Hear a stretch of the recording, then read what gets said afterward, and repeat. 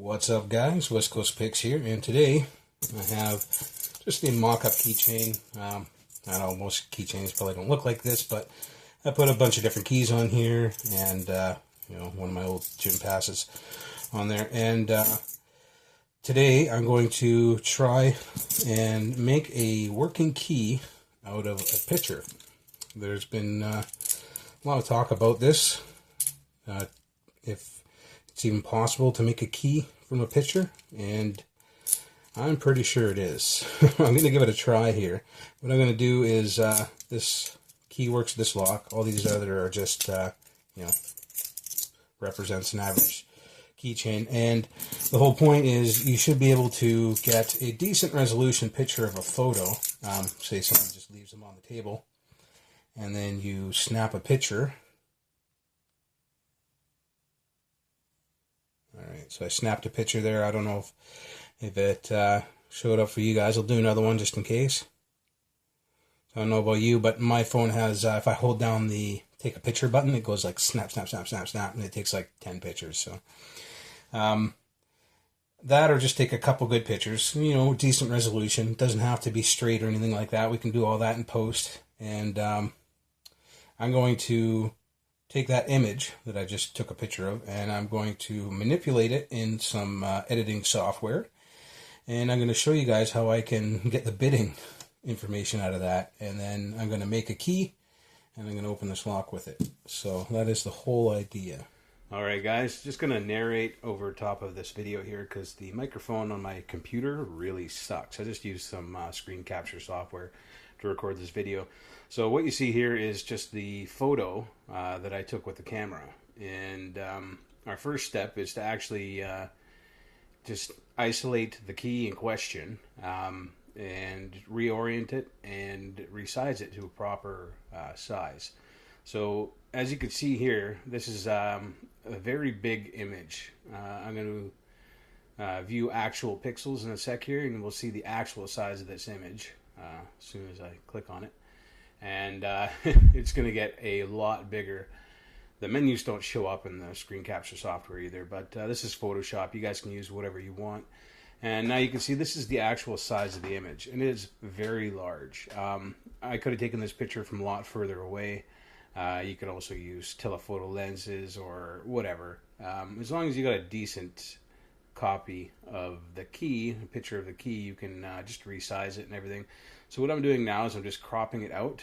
The rest of the picture we don't need, so I'm just going to take the portion that we're worried about, and now I'm just going to rotate the image around and try to get this thing as close to 90 degrees as possible.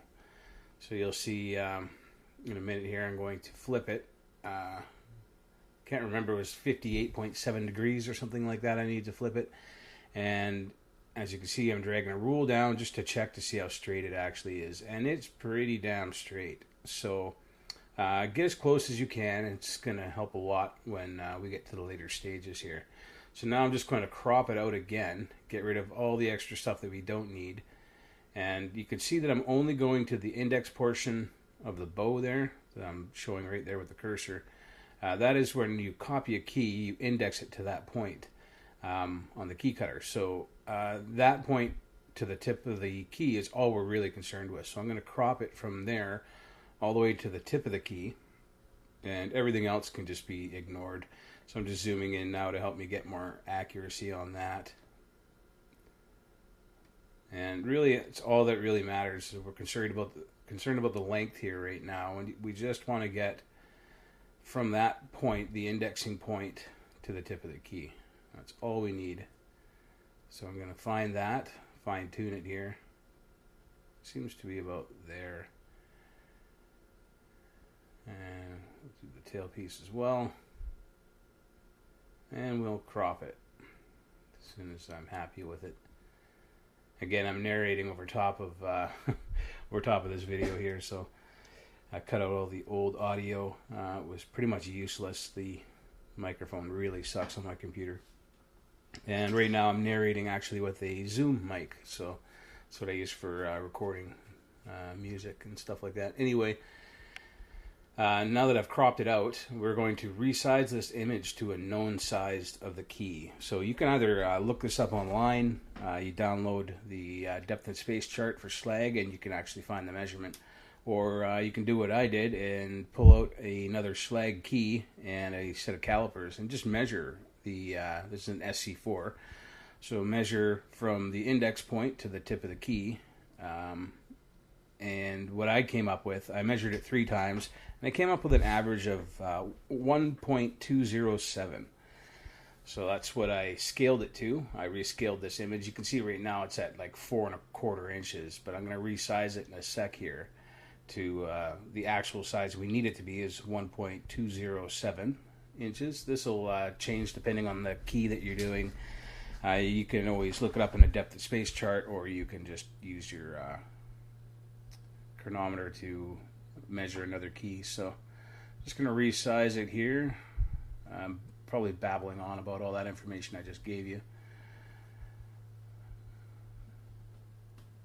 And sooner or later, there we go. So I'm resizing it here. Again, you can't see the menus, but you'll see that the size will actually change. You look at the rule at the top, it's 4¼ right now. I'm going to change it to 1.207.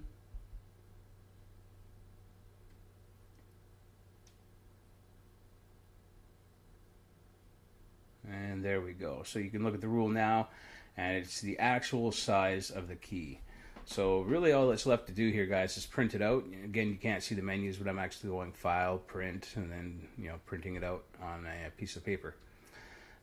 You can actually, I know Photoshop is good enough. You can actually use Photoshop to measure the cuts themselves, but not everybody has Photoshop or a editing software that has that accurate of measurement. So printing it out and using a set of calipers is probably the next best bet, and that is the method I'm showing here. So yeah, I just hit File, Print, and that's about it. Let's get back to the table and I'll show you guys what to do next. Alright guys, back on the bench here, and you can do this in the editing software.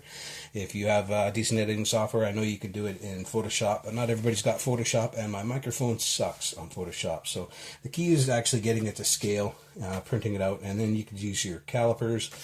In both methods, you're going to need this handy depth and space chart. This one's for Schlage. I have other ones here, it's Yale and Weiser, and a bunch of other ones here, LSDA and Quickset and all that good stuff. Anyway, this tells you the actual depth and spacing for the cuts on a key. This one, as you can see here, does C, C, E, E, E, F, F, F, G, G, H, J, K, L, 1145, SC, and 145 series. If it's a Schlage, even if it's restricted, unless it's an Everest or a Primus, they're all going to be the same depth and spacing. So even if it's a restricted one, this depth and spacing cutting information is going to be accurate.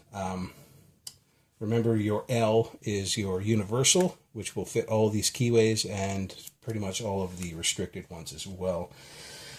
Anyway, getting on to the decoding. So we have our accurate representation here, and now it's just a matter of going through here and measuring all these cuts. We have our zeroed out caliper, which is flashing because the battery's dead, but we just go in here and measure the cuts. So we'll start on pin 1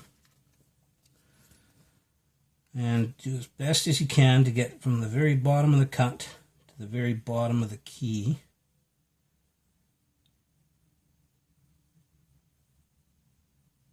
That one looks like a bit more.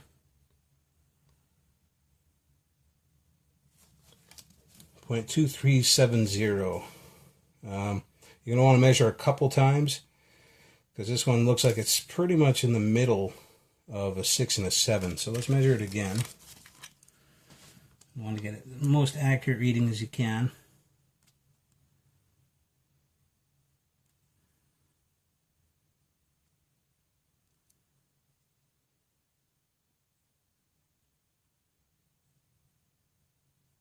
There we go, 0.2490. I would say that's closer to a 6 because as it went up as I remeasured. So, you know, do what you'd normally do if you're working with wood or something like that. Measure twice, measure 3 times, cut once, right? So you'll get different measurements every time, and they're pretty accurate. So 0.2470. Yeah, that's closer to a 6 than anything. So we'll call that a 6. Number 1 is a 6. And then we'll go to number 2. Looks deeper, so he's going to be farther up the chart. It's only like 4 possibilities. It's not a 9 because you can tell it's not right down at the line. So let's measure as best we can.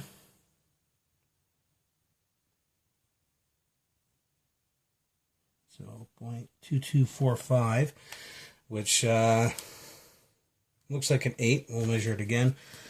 So I'm not going to double measure all these on camera, guys. Actually, I will, but I'll fast forward this. So it's definitely an 8.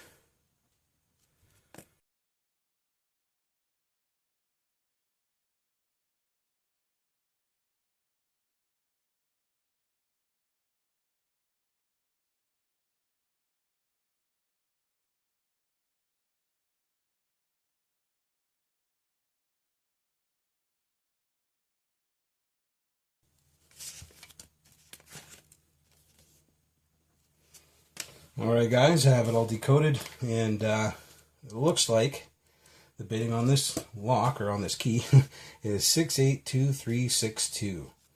So I'm going to go on over to the key cutter. I have depth and spacing keys, and it's just a set of pre-cut keys to every depth. These are for slag, so these are all the depths. You can see that is a 3, there's a 2, so on and so forth for all the depths, and you just make a key that way. If you want to see how to do that, you can see how other people do it on their channel. I have a video here where I decoding lock with depth and spacer keys. I can't remember what I call it, but it's in there somewhere, and you can go see how I do that. So I'm not going to show it on this video because this video is already long enough, but you don't need depth and space keys or a key cutter.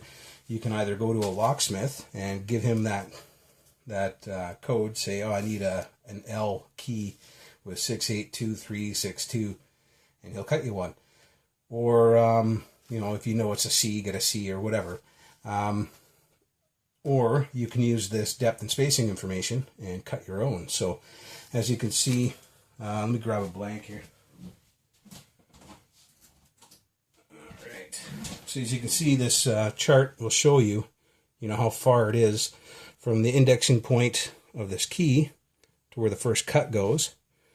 So 231 is where the first cut, 0.231 is where the first cut goes, which you can see there. Second cut goes at 0.387, and that is indexed from that point right there. So basically you can just grab your calipers, and your first cut would go about right there, 0.231, and then you just keep on going, 0.387, 0.543, and then the depths, you just file it away until you reach your appropriate depth with the caliper as well, and then you'll have your key. So you can hand file them too, but I have depth and space keys, I have a key cutter, so I'm going to go cut this on the key cutter, and I'll come back and see if it works.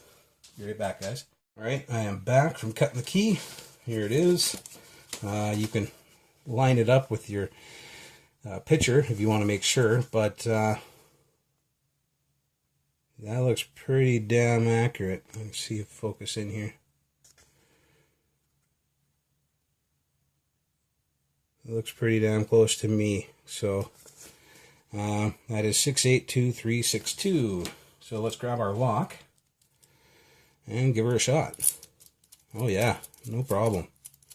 So being standard slag with the standard depth and spacing, using depth and space keys, it is, it's a smooth turn. So very, very easy to do. That's all there is to it, guys. You can hand file them. You could bring it to a locksmith, get him to cut it by the code for you. Again, you could use your own editing software to measure the distances here if it's accurate enough. The key is getting scale 1-to-1. making sure that this printout and the image on your screen is actually to scale. And to do that, basically you can grab a blank, measure it from, or even a pre-cut, and measure it from the index to the tip, and then scale your image accordingly.